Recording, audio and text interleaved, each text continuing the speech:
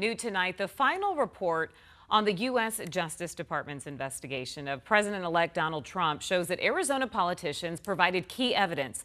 The report was released earlier today ahead of Trump's inauguration next Monday. 12 News journalist Bram Resnick has more on the report and also why Attorney General Chris Mays wants to see the investigators' files. Bram?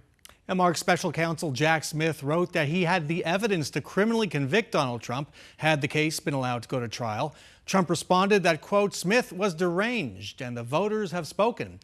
AG Chris Mays still wants to know what Smith learned about the so-called fake electors case that her office is now prosecuting. So we have to turn the page on what happened in 2020. We're now learning that former Governor Doug Ducey and another top Arizona Republican provided key evidence to federal prosecutors of what happened in 2020. Today, an indictment was unsealed, charging Donald J. Trump with conspiring to defraud the United States. Special Counsel Jack Smith's 174-page report is the last word on his investigation of President-elect Donald Trump.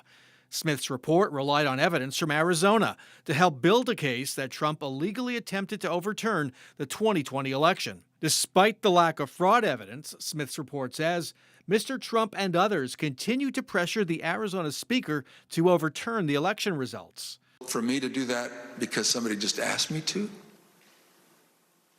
is foreign to my very being. I will not do it.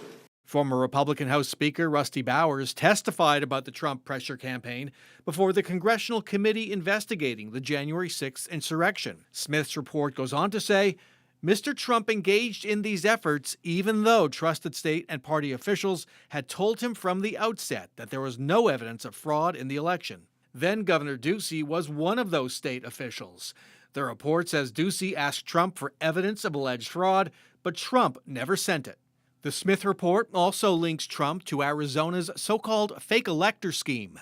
Mr. Trump set the fraudulent elector plan into motion in early December, ensured it was carried out by co-conspirators, and monitored its progress. Here in Arizona, the sweeping fake electors prosecution filed 9 months ago by Democratic Attorney General Chris Mays has stalled. The new judge on the case has decided to rehear the 16 defendants' arguments made last August to dismiss the charges. If there is a trial, it could be pushed back well into next year. And Chris Mays emailed U.S. Attorney General Merrick Garland seeking Jack Smith's entire case file.